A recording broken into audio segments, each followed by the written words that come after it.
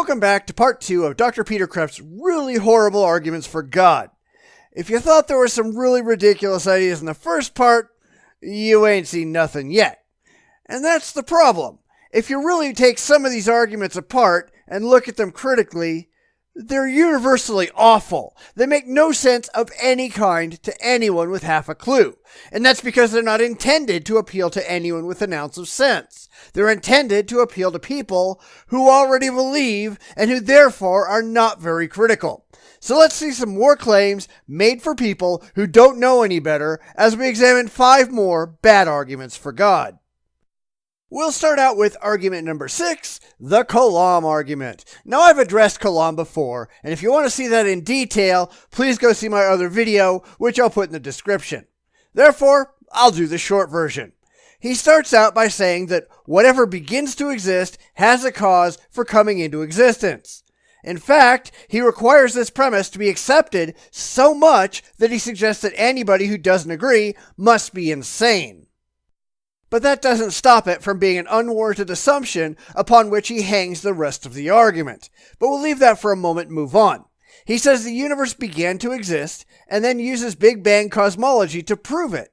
But does that prove that the universe actually began out of nothing? No, it does not. All I have to do is propose an alternative and his entire argument falls apart. I don't even have to prove that my alternative actually happened because his whole argument rests on his assertion that there are no other alternatives possible. So if I say that the universe could have gone through an unending sequence of big bangs and big crunches forever, assuming that forever has any meaning in the absence of time, the whole Kalam cosmological argument disintegrates because now the sequence needs no cause because the sequence had no beginning, and causality is something that exists only within a particular set of physical laws, which now isn't a known quantity. We simply don't know of anything that didn't begin to exist based on the physical laws of our particular universe. And that means that asserting a God which didn't begin to exist is absurd if you want to assert that our set of physical laws is all that there is, which is what he's doing. Causality either exists everywhere, which he's asserting, and therefore God cannot be without a beginning, or it does not, which God being without a beginning suggests, and the whole argument becomes laughable.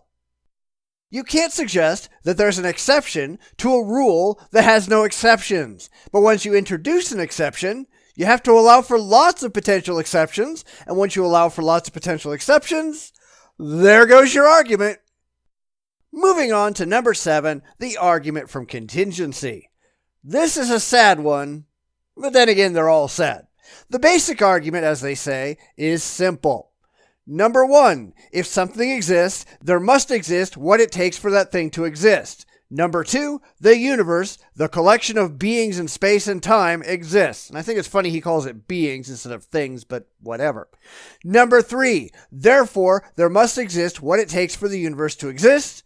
Number 4, what it takes for the universe to exist cannot exist within the universe or be bounded by space and time. And number 5, therefore, what it takes for the universe to exist must transcend both space and time. So what does any of that actually mean? Well, not a whole lot if you want to be honest about it. It really says that if something exists, then the things that allow that thing to exist must exist. He then goes on to give an example that you, as a living being, require air to breathe and thus stay alive, thus air must exist in order for you to exist. Okay, fine. But air is part of space and time, therefore what it requires for me to exist does not have to transcend both space and time, does it? And even though our universe exists with its own space and its own time, that doesn't mean that our space and our time is the only space and time out there. In fact, science is pretty certain that there's a multitude of other universes out there, each with their own space and their own time and their own physical laws. Hence, whatever it takes for our universe to exist doesn't mean it's a God. And yes, he does address that, but it's clear how ridiculous he's being. He answers a question in which it's asked, why should we call this cause God? Maybe it's just unknown. And he says, and I quote, true, and this unknown is God. Because he says it is. Sorry, you can't get from there to here with, because I say so. But that's all he's got. It's just a load of pithy sounding nonsense and an invented solution to all the problems that comes right out of his own asshole. Moving on to number 8. The argument from the world as an interacting whole.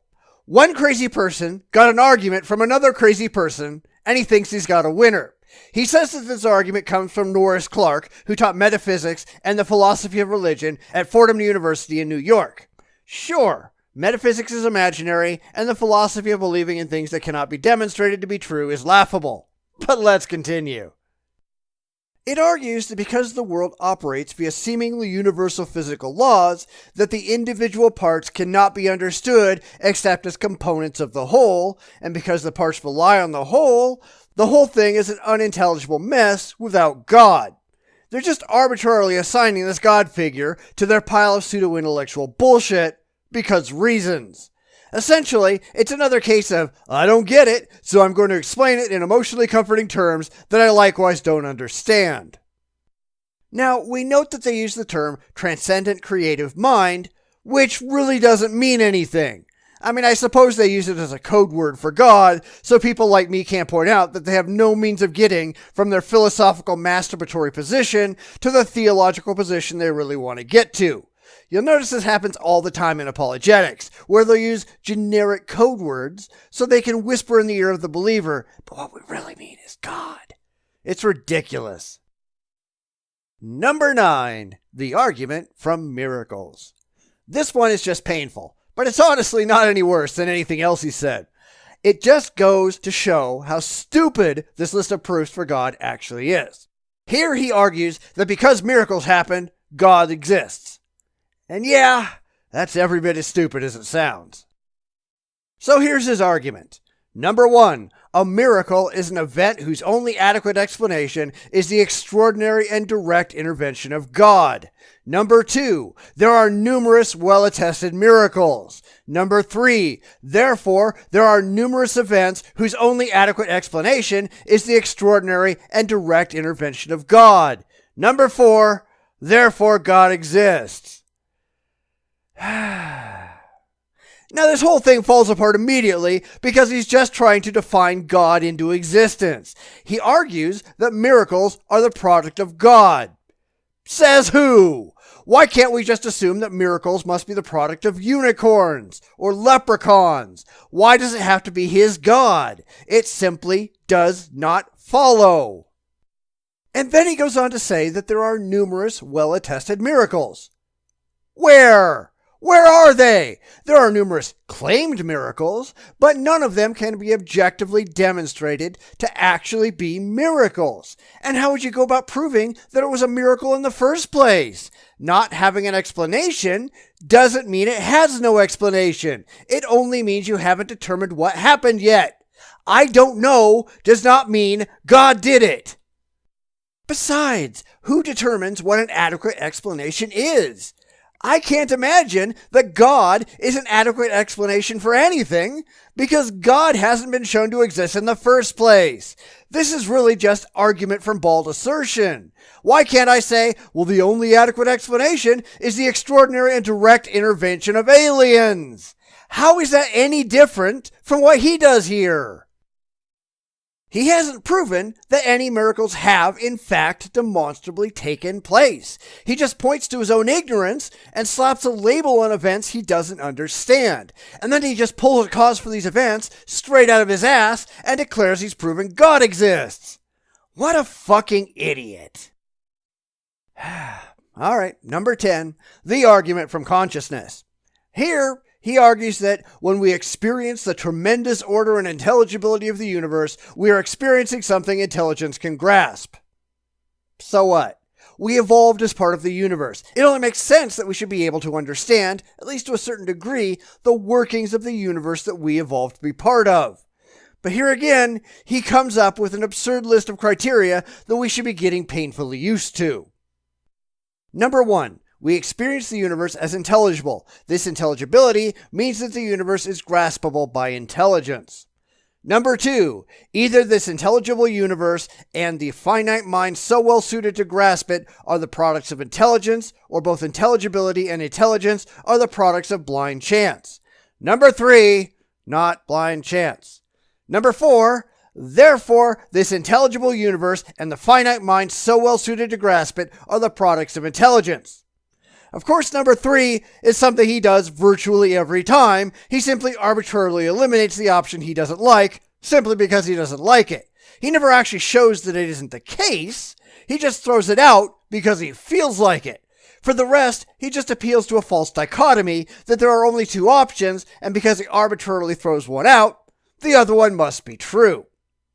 But that's not how logical reasoning actually works. The only way for a proposition to be considered true is if that proposition is actually demonstrated to be true. It doesn't get to be the automatic winner because it's all that's left over from an arbitrary list of choices. So because he fails, pathetically, to show that the universe is actually a product of intelligence, this is just as much nonsense as pretty much everything else he spews. Geez, this is painful to go through, especially knowing that the religious will take everything I say and just ignore it because it's inconvenient. Because they're not really interested in the truth. They just want to feel good about the nonsense they already believe. And apologists like Kreeft make a lot of money spinning nonsensical yarns to the credulous who just want a pat on the head and an ego stroking so they can go back to being delusional idiots. Well, newsflash for you morons, it doesn't matter how your beliefs make you feel. It only matters if they're actually true. And if these arguments are anything to go by, I wouldn't be holding my breath. But anyway, I'll be back with part 3 soon. I'm sure you just can't wait to hear what gems of religious wisdom Dr. Peter Kreeft has to present.